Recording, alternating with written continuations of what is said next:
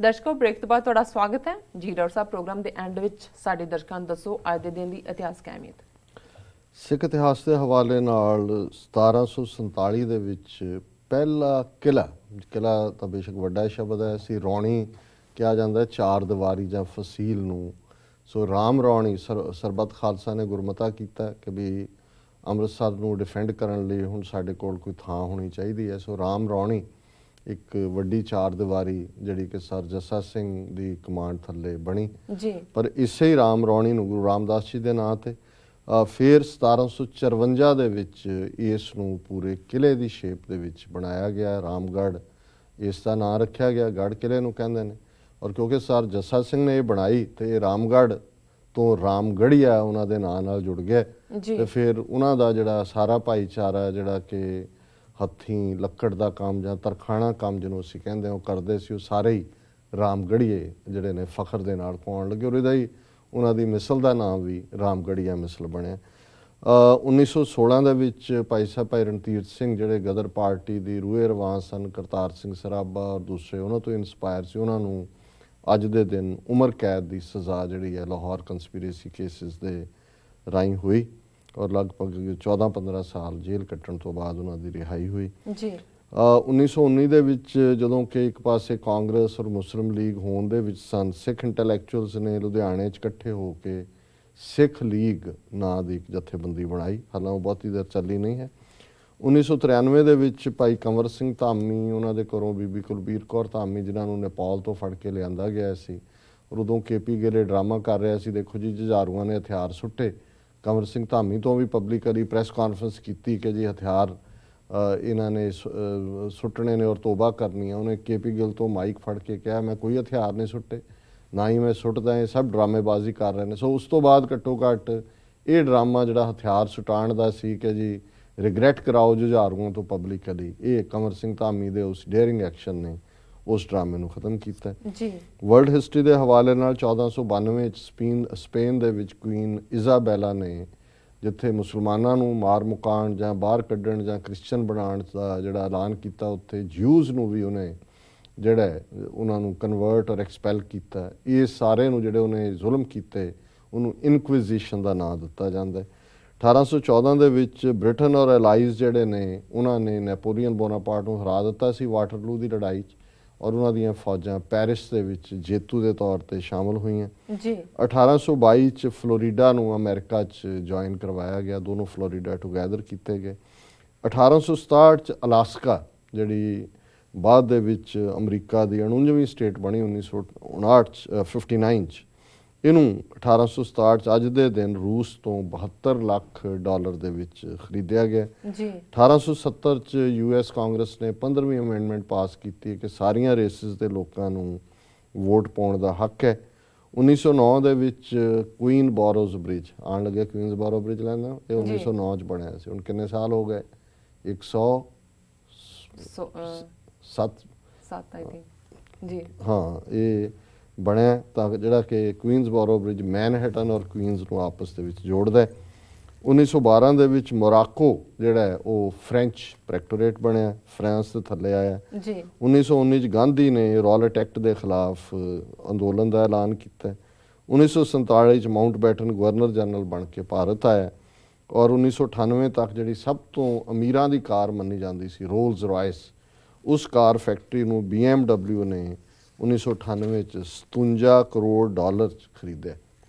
ਵਾਹ ਜੀ। ਡਾਕਟਰ ਸਾਹਿਬ ਤੁਹਾਡਾ ਬਹੁਤ ਬਹੁਤ ਧੰਨਵਾਦ। ਸਾਡਾ ਅੱਜ ਦਾ ਸਵਾਲ ਹੈ, ਪੰਜਾਬ ਵਿੱਚ ਰਾਸ਼ਟਰੀय ਸਿੱਖ ਸੰਗਤ ਆਪਣੀਆਂ ਕਾਰਵਾਈਆਂ ਮੁੜ ਤੇਜ਼ ਕਰ ਰਹੀ ਹੈ। ਉਹਨਾਂ ਵੱਲੋਂ ਜੂਨ ਵਿੱਚ ਗੁਰੂ ਅਰਜਨ ਸਾਹਿਬ ਦਾ ਸ਼ਹੀਦੀ ਦਿਨ ਬੜੇ ਜ਼ੋਰ ਸ਼ੋਰ ਨਾਲ ਮਨਾਇਆ ਜਾਵੇਗਾ।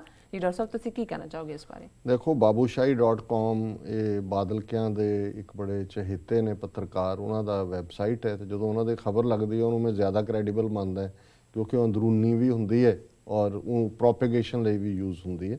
ਔਰ ਉਹਨਾਂ ਦੀ ਖਬਰ ਹੈ ਰਾਸ਼ਟਰੀय ਸਿੱਖ ਸੰਗਤ ਟੂ ਬੀ ਰੀਐਕਟੀਵੇਟਡ ਇਨ ਪੰਜਾਬ, ਕਿਉਂਕਿ ਰੁਲਦਾ ਸਿੰਘ ਦਾ ਜਿਹੜਾ ਬਣਾਇਆ ਸੀ ਇਹਨਾਂ ਨੇ ਰਾਸ਼ਟਰੀ ਸਿੱਖ ਸੰਗਤ ਦਾ ਪ੍ਰਧਾਨ, ਉਹ ਤਾਂ ਕਿਸੇ ਨੇ ਰੋਲ ਦਿੱਤਾ ਸੀ ਉਹਨੂੰ, ਤੇ ਉਸ ਤੋਂ ਬਾਅਦ ਫਿਰ ਇਹਨਾਂ ਦੀ ਹਿੰਮਤ ਨਹੀਂ ਸੀ ਪਈ ਕਿਸੇ ਨੂੰ ਲਿਆਉਣ ਦੀ ਅੱਗੇ। ਔਰ ਫਿਰ ਦੂਸਰਾ ਹੈ ਕਿ Rashtriya Sikh Sangat to celebrate martyrs day in the month of June at Mohali, ਕਿ ਮੋਹਾਲੀ 'ਚ ਜੂਨ ਦੇ ਮਹੀਨੇ ਮਨਾਉਣਗੇ। ਔਰ ਇਹਨਾਂ ਦੀ ਬਾਬੂਸ਼ਾਹੀ ਬਿਊਰੋ ਦੀ ਇਹ ਖਬਰ ਹੈ कि जी Rashtriya Sikh Sangat have decided to restart its activity in Punjab shortly. It has been decided to celebrate our great Guru Shri Guru Arjan Dev Ji's martyrdom day in Mohali in the coming month of June. Disclosing this here today, newly inducted leader of Sangat, Mr. Amarjit Singh Sodhi. ਜੀ ਹੁਣ ਇਹ ਇਹਨਾਂ ਦੀ line ਹੁੰਦੀ ਹੈ ਜਦੋਂ ਇਹਨਾਂ ਨੇ ਪਹਿਲਾਂ ਪੰਜਾਬ 'ਚ ਬਣਾਇਆ RSS ਦਾ, ਤਾਂ ਇੱਕ ਬ੍ਰਿਜ ਭੂਸ਼ਣ ਸਿੰਘ ਬੇਦੀ ਤੇ ਫਿਰ ਦਇਆ ਸਿੰਘ ਸੋਢੀ ਜਿਹੜਾ MP ਵੀ ਰਿਹਾ ਉੱਥੋਂ ਅੰਮ੍ਰਿਤਸਰ ਤੋਂ, ਵੀ RSS ਦਾ ਸੀ। ਕਿਉਂਕਿ ਬੇਦੀ ਸੋਢੀ ਉਹਨਾਂ ਨੇ ਕਿਹਾ ਜੀ ਗੁਰੂ ਨਾਨਕ ਸਾਹਿਬ ਦਾ ਕਲੈਨ ਹੈ, ਇੱਕ ਸੋਢੀ 10ਵੇਂ ਪਾਤਸ਼ਾਹ ਦਾ ਹੈ, ਇਹਨਾਂ ਨੂੰ ਅੱਗੇ ਲਾ ਕੇ ਸਿੱਖ ਸਮਝਣਗੇ ਜੀ ਇਹ ਤਾਂ ਬੇਦੀਆਂ ਸੋਢੀਆਂ ਚੋਂ ਨੇ। ਇਹ ਹੁਣ ਇੱਦਾਂ ਦਾ ਇੱਕ ਜਾਲੀ ਬੰਦਾ ਲੱਭਿਆ ਉਹਨਾਂ ਨੇ, ਅਰੁਣਜੀਤ ਸਿੰਘ ਸੋਢੀ। ਉਹਨੇ ਕਿਹਾ ਜੀ ਅਸੀਂ ਬਹੁਤ ਵੱਡੇ ਪੈਮਾਨੇ ਤੇ ਕਰਾਂਗੇ। ਔਰ ਇਹ ਜਿਹੜੀ ਮੀਟਿੰਗ ਉਹਨਾਂ ਨੇ ਕੀਤੀ ਉਹਦੇ 'ਚ Avinash Jaiswal national general secretary RSS ਦਾ ਸ਼ਾਮਲ ਸੀ, ਡਾਕਟਰ ਅਵਤਾਰ ਸ਼ਾਸਤਰੀ ਉਹ ਵੀ ਸ਼ਾਮਲ ਸੀ। ਔਰ ਉਹਨਾਂ ਨੇ ਮੀਡੀਆ ਨੂੰ ਇਹ ਕਿਹਾ ਕਿ ਜੀ ਅਸੀਂ ਟਰੂ ਫਾਲੋਅਰ ਹਾਂ ਗੁਰੂ ਗ੍ਰੰਥ ਸਾਹਿਬ ਜੀ ਦੇ, ਗੁਰਬਾਣੀ ਦੇ, ਔਰ ਇਹ ਅਸੀਂ ਦੁਨੀਆ ਨੂੰ ਦੱਸਾਂਗੇ। ਔਰ ਅਸੀਂ ਜਿਹੜਾ ਫੰਕਸ਼ਨ ਕਰ ਰਹੇ ਹਾਂ ਬਹੁਤ ਵੱਡਾ, ਉਸ ਦੇ ਵਿੱਚ ਰਾਸ਼ਟਰੀ ਸਿੱਖ ਸੰਗਤ ਦਾ ਨੈਸ਼ਨਲ ਪ੍ਰੈਜ਼ੀਡੈਂਟ ਸ਼ਾਮਲ ਹੋਏਗਾ, ਸੁਰਜੀਤ ਸਿੰਘ ਗਿੱਲ, ਬਾਕੀ RSS ਦੇ ਲੀਡਰ ਆਉਣਗੇ। ਔਰ ਇਹ ਜਿਹੜਾ ਸਟੇਟ ਪ੍ਰੈਜ਼ੀਡੈਂਟ ਇਹਨਾਂ ਦਾ ਗੁਰਚਰਨ ਸਿੰਘ ਮੁੱਖ ਹੈ। ਔਰ ਡਾਕਟਰ ਅਵਿਨਾਸ਼ ਜੈਸਵਾਲ ਨੇ ਇਹ ਕਿਹਾ ਕਿ ਜੀ ਡਾਕਟਰ ਹਰਸ਼ਵਰਧਨ ਵੀ ਆਏਗਾ, ਫਲਾਣਾ ਵੀ ਆਏਗਾ, ਢਿਮਕਾ ਵੀ ਆਏਗਾ। ਸੋ ਅਸੀਂ ਸਮਝਦੇ ਹਾਂ ਵੀ ਪੰਜਾਬ 'ਚ ਇਹਨਾਂ ਨੇ ਹੁਣ ਫੁੱਲ ਸਕੇਲ ਜਿਹੜਾ ਪਹਿਲਾਂ ਤਾਂ ਇਹਨਾਂ ਨੇ ਬਾਦਲ ਨੂੰ ਠੋਡੀ ਮਾਰਨਾ ਸੀ, ਉਹਨਾਂ ਨੂੰ ਲੱਗਦਾ ਵੀ ਇੰਨਾ ਕੁ ਸਮਝੌਤਾ ਉਹਨੇ ਕਰ ਲਿਆ ਹੋਣਾ ਬਾਦਲ ਨੇ, ਕੋਈ ਨਹੀਂ ਜੀ ਤੁਸੀਂ ਸਾਡੀ ਕੁੜੀ ਨੂੰ ਉੱਤੇ ਰੱਖੋ ਮਿਨਿਸਟਰ ਹਰਸਿਮਰਤ ਨੂੰ, ਤੇ ਇੱਥੇ ਤੁਸੀਂ ਇੱਦਾਂ ਬਣਾ ਲਓ ਸਿੱਖਾਂ ਨੂੰ। ਸੋ ਉਹਦੇ ਥੱਲੇ ਹੁਣ ਇਹ ਰੀਐਕਟੀਵੇਸ਼ਨ ਦੀ ਲਾਈਨ ਸਾਹਮਣੇ ਆਈ। ਜੀ ਡਾਕਟਰ ਸਾਹਿਬ, ਹੁਣ ਸਾਡੇ ਦਰਸ਼ਕਾਂ ਨੂੰ ਦੱਸੋ ਅੱਜ ਦਾ ਵਿਚਾਰ। ਅੱਜ ਦੇ ਵਿਚਾਰ ਲਈ ਅਸੀਂ ਭਾਈ ਨੰਦ ਲਾਲ ਜੀ ਦੀ ਰੁਬਾਈ ਨੰਬਰ 17 ਨੂੰ ਚੁਣਿਆ ਜੀ। ਔਰ ਇਹ ਰੁਬਾਈ ਦਾ ਮੂਲ ਪਰਸ਼ਨ ਪਾਠ ਹੈ, मौजूद खुदा अस्त तू किरा में जोई, मकसूदे खुदास्त तू कुजा में पोई, ई हर दो जहाँ निशाने दौलत तुस्त, यानी सुखन अज ज़बाने हक में गोई। और इसका पंजाबी अनुवाद प्रिंसिपल हरभजन सिंह जी ने किया। हाज़र नाज़र है वो सच्चा, तू ढूंढे किस ताई, मकसद तेरा रब नू पाना, ना प्या भज अजाई। जी हाज़र नाज़र है वो सच्चा, तू ढूंढे किस ताई, मकसद तेरा रब नू पाना, ना प्या भज अजाई। दो आलम दी दौलत तेरी, है जग निशानी, जो भी मुख थी बोले गोया, बोले सच्चा साईं। सो ਜ਼ਾਹਰ ਹੈ ਕਿ ਉਸ ਰੱਬ ਦੀ ਹੋਂਦ, ਉਸ ਦੀ ਨਿਸ਼ਾਨੀ, ਉਸ ਦੀ ਮੋਹਰ ਦੋ ਜਹਾਨ ਹੈ ਜੀ। ਜਦੋਂ ਅਸੀਂ ਗੁਰਬਾਣੀ 'ਚ ਪੜ੍ਹਦੇ ਹਾਂ ਕਿ ਇਹ ਜੱਗ ਸੱਚੇ ਕੀ ਹੈ ਕੋਠੜੀ, ਸੱਚੇ ਕਾ ਵਿਚਵਾਸ। ਸੋ ਭਾਈ ਨੰਦ ਲਾਲ ਜੀ ਇਹ ਯਾਦ ਕਰਵਾਉਂਦੇ ਨੇ ਕਿ ਇਹ ਦੋ ਆਲਮ ਹੈ ਦੌਲਤ ਤੇਰੀ, ਇਹ ਨਿਰੰਕਾਰ ਦੀ ਹੀ ਮੋਹਰ ਛਾਪ ਵਾਲੀ ਨਿਰੰਕਾਰ ਦੀ ਹੋਂਦ ਹੈ, ਉਸ ਦੀ ਨਿਸ਼ਾਨੀ ਹੈ। ਔਰ ਜੇ ਉਹੀ ਇਸ ਜਹਾਨ ਦੇ ਵਿੱਚ ਵਸਦਾ ਤੇ ਤੂੰ ਰੱਬ ਨੂੰ ਕਿੱਥੇ ਢੂੰਡਦਾ ਫਿਰਦਾ? ਕੋਈ ਜੰਗਲਾਂ ਦੇ ਵਿੱਚ ਲੱਭਦਾ, ਕੋਈ ਹੋਰ ਡਰਾਮੇ ਪਖੰਡ ਕਠਨ ਸਾਧਨਾ ਕਰਕੇ ਲੱਭਦਾ, ਉਹਦਾ ਕੋਈ ਫਾਇਦਾ ਨਹੀਂ ਹੈ। ਹਾਜ਼ਰ ਨਾਜ਼ਰ ਹੈ ਉਹ ਸੱਚਾ, ਉਹ ਤਾਂ ਹਮੇਸ਼ਾ ਹਾਜ਼ਰ ਨਾਜ਼ਰ ਹੈ ਜੀ, ਔਰ ਉਹ ਹਮੇਸ਼ਾ ਹੀ ਸਾਡੇ ਨਾਲ ਹੈ। ਮਕਸਦ ਤੇਰਾ ਰੱਬ ਨੂੰ ਪਾਣਾ, ਨਾ ਪਿਆ ਭੱਜ ਅਜਾਈ। ਐਵੇਂ ਭੱਜ ਭੱਜ ਕੇ ਵਕਤ ਜ਼ਾਇਆ ਨਾ ਕਰ, ਉਸ ਦੇ ਉੱਤੇ ਅਮਨ ਨਾ ਕਰ, ਉਸ ਨੂੰ ਇਸ ਸੰਸਾਰ ਦੇ ਵਿੱਚ ਦੇਖ।